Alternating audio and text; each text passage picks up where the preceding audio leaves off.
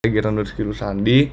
Sekarang jadi Chief Marketing Officer di Lokapin. Saya mahasiswa S1 Departemen Sistem Informasi ITS angkatan 2020. Untuk pengalaman kerja dan sertifikasi mungkin sama seperti yang tadi dijelaskan di CV.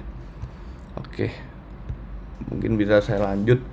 Untuk outline dari pemaparan materi saya sendiri ini ada 4, yaitu definisi tentang marketing, lalu ada perbandingan antara sales, marketing, dan branding, lalu ada marketing funnel, dan ada FB and IG ads. Ada yang tidak tertulis di sini mungkin tentang marketing channel ya.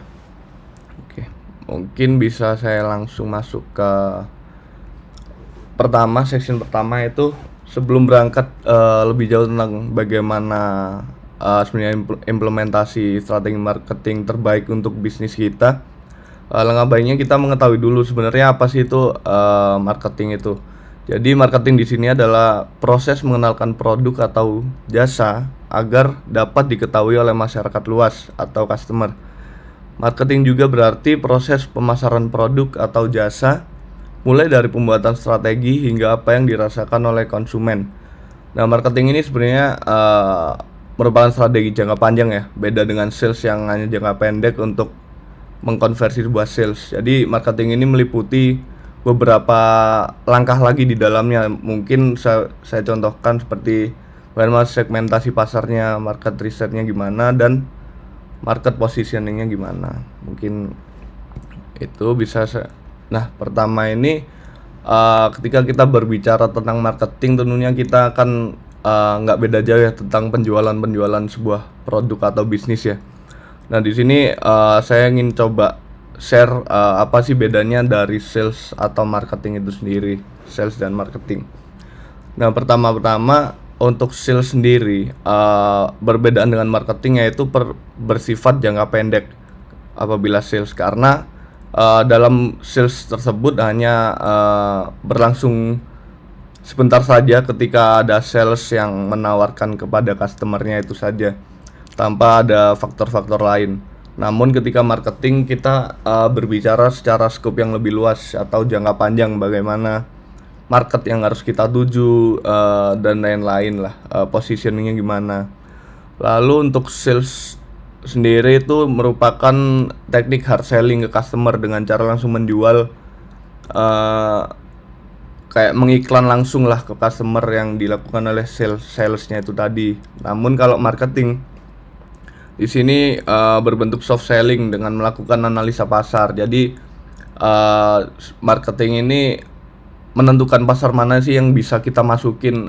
Misal saya menjual alat tracker hewan seperti di Lokapin ya, saya bisa masuknya ke pasar yang mana sih, pet owner, umur berapa, dan lain-lain.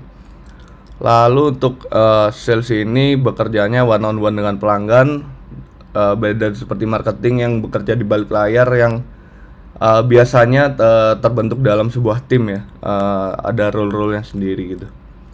Lalu yang terakhir ada sales, fungsi utamanya atau tujuan utamanya adalah meyakinkan calon customer untuk membeli pada saat itu juga. Tapi apabila marketing, tujuan utamanya adalah bagaimana market research-nya, lalu CRM-nya gimana, after sales-nya bagaimana, dan lain-lain.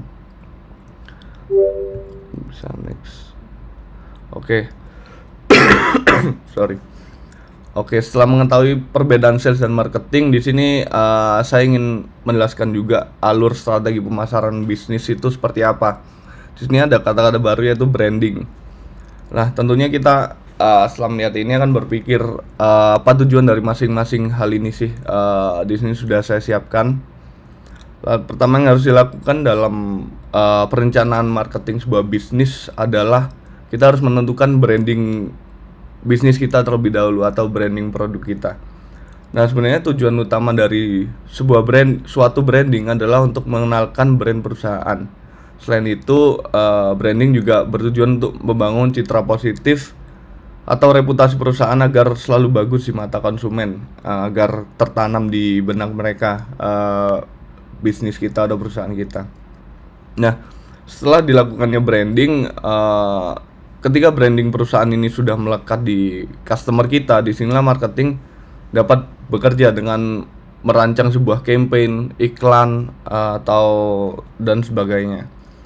Nah, di sini bisa kita lihat bahwa marketing ini bisa mencakup kedua arah, yaitu branding dan sales. Memang tujuan dari marketing di sini bisa berarti dua, yaitu branding dan sales, karena pada dasarnya marketing kan menjangkau pasar ya.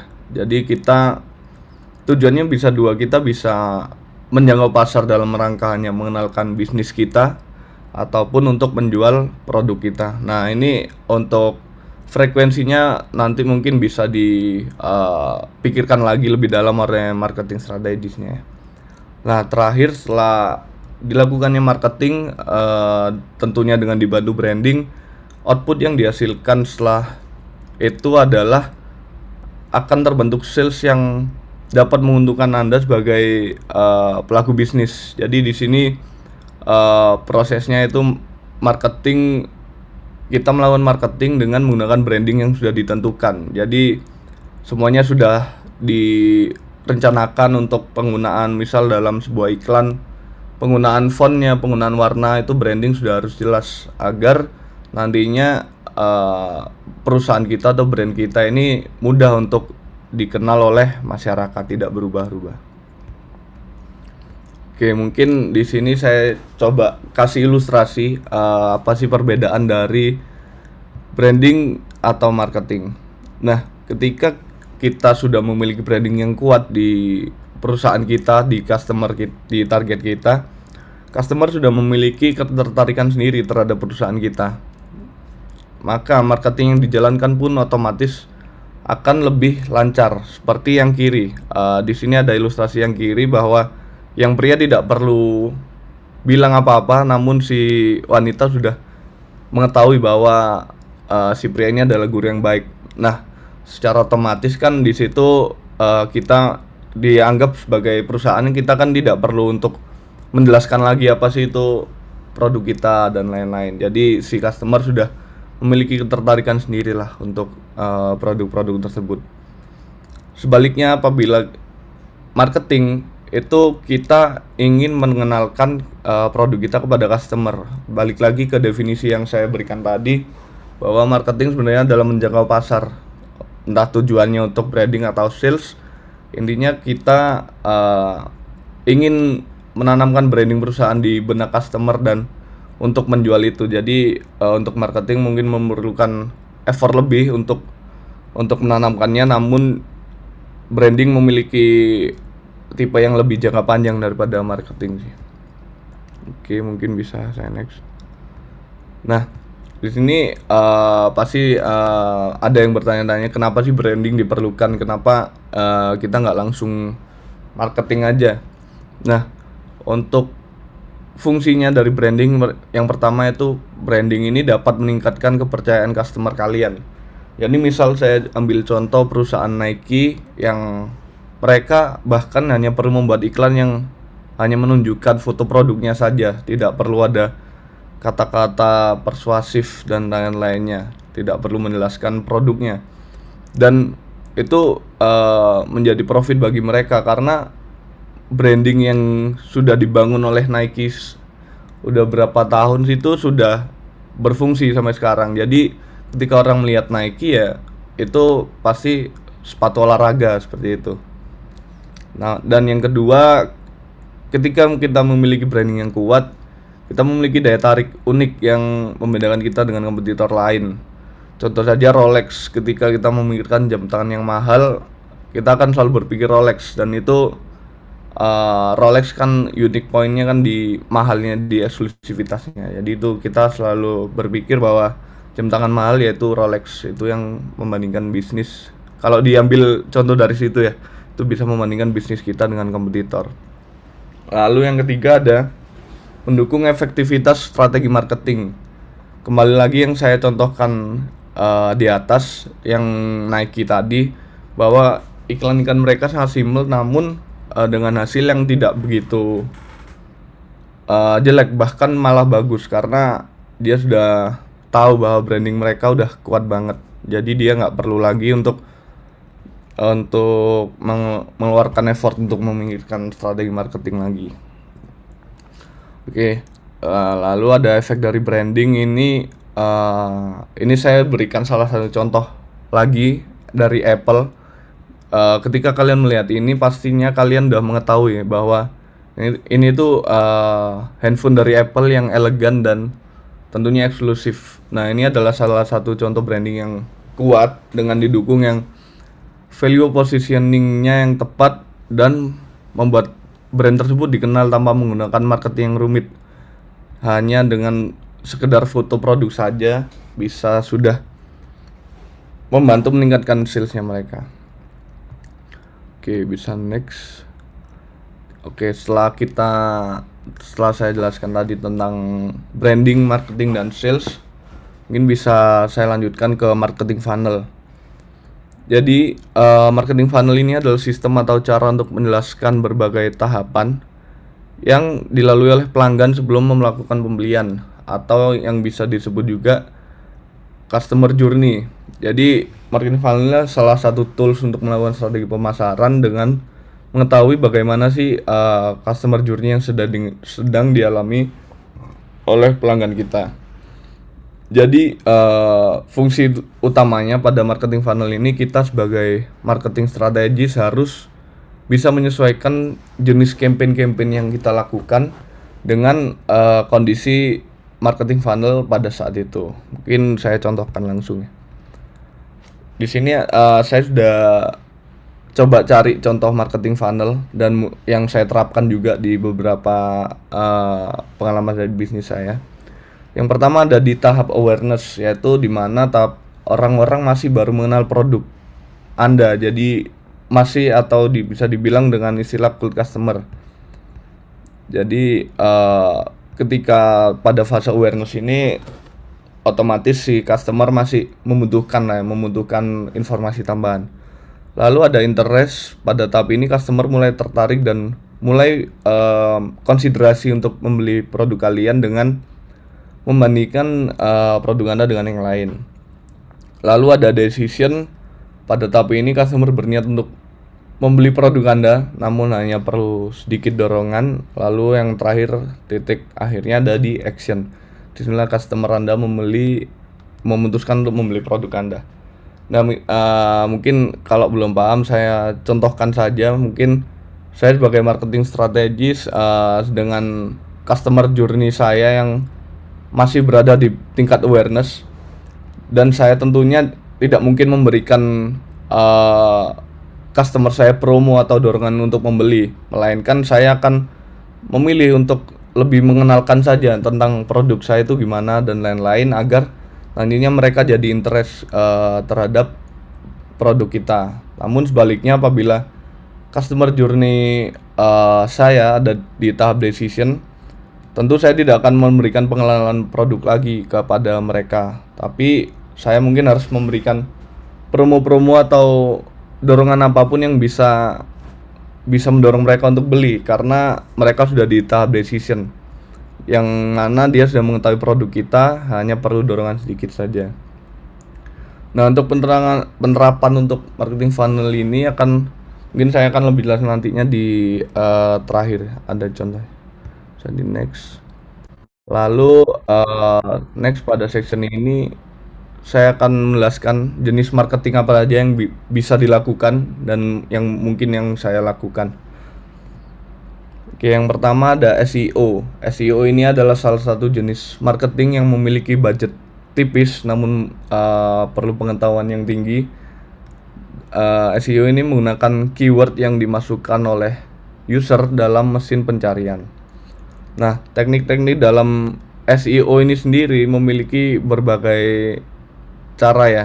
Mungkin saya contohkan yaitu dengan menambahkan meta text di website kita, atau backlink di website kita, ataupun optimalisasi kecepatan website kita. Jadi sebenarnya search engine optimization ini marketing dalam bentuk website ya, yang dimiliki oleh sebuah perusahaan. Oke, lanjut ada social media marketing. Mungkin teknik marketing ini sudah sangat familiar ya, terdengar di telinga kita semua. Teknik marketing ini memang memiliki dampak yang besar, apalagi saat ini kita sedang gencar-gencarnya digitalisasi setelah COVID-19 ini. Dan dengan memanfaatkan perubahan kebiasaan offline jadi online itu membuat marketing ini semakin berdampak besar. Jadi media marketing ini biasanya yang digunakan di Facebook, Instagram, Twitter, dan lain-lain. Lalu ada email marketing. Mungkin untuk teknik ini masih belum banyak digunakan. Teknik jenis ini menjadi ampuh apabila Anda ingin membangun relasi dengan pelanggan sekaligus memperkenalkan produk kalian. Jadi di sini fungsi utamanya adalah membangun relasi dengan email marketing. Di sini berarti berhubungan dengan CRM. Nah, kekurangan dari teknik ini adalah kita harus memiliki database email yang memadai sebelum melakukan marketing ini. Jadi kita harus mengumpulkan email-email pelanggan kita atau calon pelanggan kita agar bisa dibangun relasinya, dikirim email dan lain-lain. Nah, hal ini yang membuat bisnis-bisnis baru susah untuk menerapkan ini. Padahal untuk efeknya sendiri bisa lumayan besar apabila eksekusinya bisa dilaksanakan dengan baik. Lalu yang terakhir ada FB dan Instagram Ads. Nah, di sini ini yang mungkin saya bisa jelasin lebih dalam ya untuk teknik marketing. Nah, sebelum kita bicara lebih dalam, mungkin untuk advertising sendiri adalah sebuah upaya untuk menarik perhatian pelanggan atau klien. Hal itu dilakukan melalui pesan yang persuasif dalam bentuk gambar, video, maupun kata-kata mengenai produk atau layanan yang ditawarkan. Sebenarnya dalam advertising ini terdapat beberapa jenis-jenis ads online maupun offline. Namun FB dan Instagram Ads kini sedang sangat marak digunakan oleh para pegiat sosial media karena memang fiturnya yang sangat membantu ya buat kita pelaku bisnis, karena kita dapat merincikan target audiens yang akan kita tampilkan. Misalnya saya jual sepatu olahraga, saya dapat memilih nih iklan saya hanya tampil pada orang yang suka olahraga saja, umurnya berapa, lokasi di mana, dan lain-lain. Bahkan kita bisa mengatur iklan kita ini bisa keluar di device mana aja. Jadi kita bisa milih iklan kita keluar di iOS aja. Misal kita jual, misal kita buka servis iPhone, itu kita bisa keluarkan iklan di iOS aja gitu. Nah, mungkin terakhir ya, aku ada beberapa tips FB dan Instagram Ads yang mau aku sharing ke teman-teman sekalian. Jadi dalam FB dan Instagram Ads ini ada beberapa step yang selalu aku terapin ketika aku menjalankan FB dan Instagram Ads ini. Ya, step 1 interest test. Dalam step ini kita menentukan dulu interest apa saja sih yang cocok dengan target audiens kita. Nah, nanti interest yang sudah ditentukan itu akan dibandingkan satu sama lain. Misal saya menjual sepatu olahraga, saya menentukan interest 1 yaitu pecinta olahraga dan interest 2 yaitu penggemar sepatu. Nah, nantinya kedua interest tersebut akan dijalankan bersamaan dan yang lebih efektif akan masuk ke step 2. Jadi di sini fungsinya kita untuk mengetes interest aja sih yang paling efektif. Nah, selain interest juga kreatif juga bisa dibuat berbeda satu sama lain apabila mau. Nah, lanjut ke step 2 yaitu interest skill. Jadi ketika udah mengevaluasi dari step 1 sendiri itu kita udah mengetahui nih apa yang baik buat pelanggan kita, yang work buat pelanggan kita, lalu akan ditambahkan budget, dilakukan scaling ke interest tersebut, ke kreatif tersebut. Jadi menggunakan evaluasi hasil fase 1. Nah, step 3 ini yaitu LEEE atau remarketing. Nah, di sini fitur yang mungkin saya suka ya dari Facebook Ads itu. Jadi LEEE ini adalah lookalike audience dan remarketing. Nah, lookalike audience ini adalah audiens lain yang memiliki karakteristik mirip atau sama dengan audiens yang pernah berinteraksi dengan iklan kita. Jadi si Facebook ini memiliki sebuah database customer mana aja yang sudah berinteraksi dengan kita gitu. Lalu retargeting ini mirip-mirip, yaitu menampilkan iklan kepada audiens yang sama yang pernah berinteraksi dengan iklan kita, misalnya yang udah pernah like, komen, dan lain-lain. Nah, step 3 ini hanya bisa kita lakukan ketika sudah melakukan step 1-2 karena sudah memiliki database tentang audiens kita di Facebook itu sendiri. Kalau belum dilakukan mungkin hasilnya tidak akan se-efektif itu. Oke. Mungkin itu saja dari pemaparan saya. Terima kasih.